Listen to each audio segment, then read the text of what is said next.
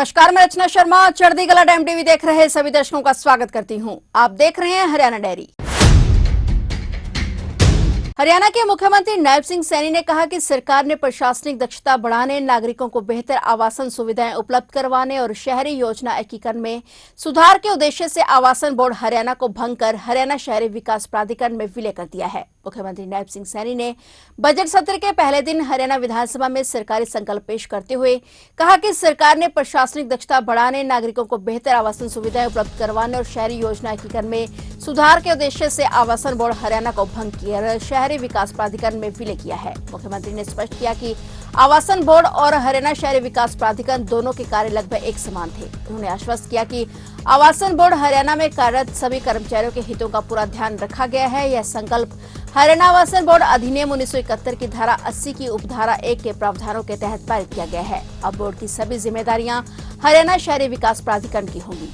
माननीय अध्यक्ष महोदय, मैं प्रस्ताव प्रस्तुत करता हूं कि चूंकि हरियाणा आवासन बोर्ड अधिनियम 1971 का 20 के अधीन स्थापित आवासन बोर्ड हरियाणा राज्य में आवासों और संबंधित शहरी अवसंरचना के निर्माण में लगा हुआ है, समय के साथ इसके प्रचलित कृत्य तेजी से हरियाणा शहरी विकास प्राधिकरण जो आवासन और योजनाबद्ध शहरी अवसंरचना का विकास करने हेतु वैधानिक ढांचे के अधीन संचालित है के कृत्यों के साथ परस्पर व्यापी हो गए हैं और चूंकि प्रशासकीय प्रयासों की आवृत्ति को दूर करने, शहरी आयोजन एकीकरण में सुधार और सेवा प्रदान में वृद्धि करने हेतु वित्त वर्ष 2025-26 के बजट भाषण में आवासन बोर्ड हरियाणा को भंग करने और हरियाणा शहरी विकास प्राधिकरण अधिनियम 1977 का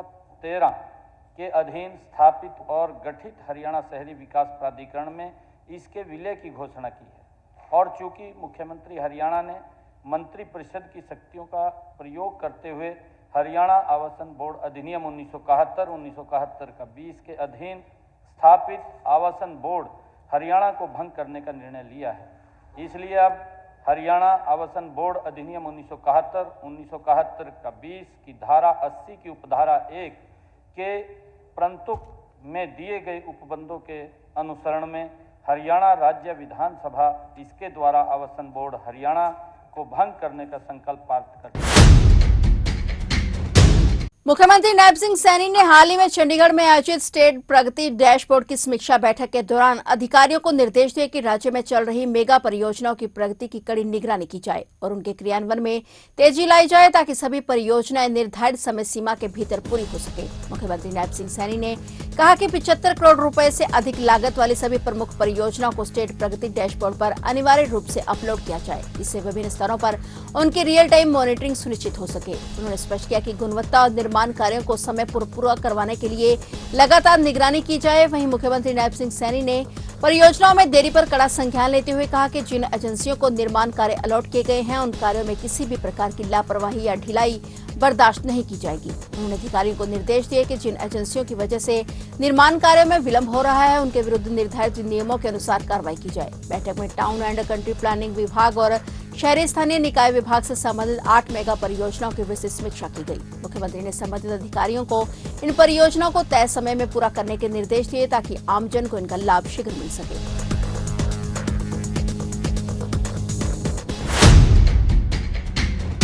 हरियाणा के मुख्यमंत्री नायब सिंह सैनी ने अनुसूचित जाति के कल्याणार्थ कार्य करने वाली उत्कृष्ट पंचायतों को प्रोत्साहन स्वरूप दी जाने वाली अनुदान राशि 50,000 रुपए से बढ़ाकर 1 लाख रुपए करने की घोषणा की है। इसके अलावा हर थाने में इन्वेस्टिगेशन विंग की स्थापना करने की भी घोषणा की ताकि जांच कार्य प्रभावित न हो सके। मुख्यमंत्री नायब सिंह सैनी ने चंडीगढ़ में अनुसूचित जाति अत्याचार अधिनियम 1999 और नागरिक अधिकार संरक्षण अधिनियम 1955 के प्रावधानों के क्रियान्वयन की समीक्षा हेतु राज्य स्तरीय सतर्कता एवं निगरानी समिति की बैठक की अध्यक्षता की। मुख्यमंत्री ने कहा कि उत्कृष्ट पंचायतों में एससी कंपोनेंट का पूरा पैसा खर्च किया जा रहा हो, गांव में नशे के विरुद्ध अभियान चलाया जाए, पराली न जलाई जाए, पेयजल समस्या का समाधान आदि शामिल किए गए हैं। इसके लिए राज्य, जिला एवं उपमंडल स्तर पर पंचायत प्रोत्साहन का भी प्रावधान किया गया है। मुख्यमंत्री ने कहा कि SC/ST मामलों में 60 दिनों की अवधि में न्यायालय में चार्जशीट प्रस्तुत की जाए ताकि ऐसे मामलों का जल्द निपटारा हो सके। उन्होंने कहा कि सरकार द्वारा लागू 3 नए आपराधिक अधिनियमों के तहत भी 60 दिन में चार्जशीट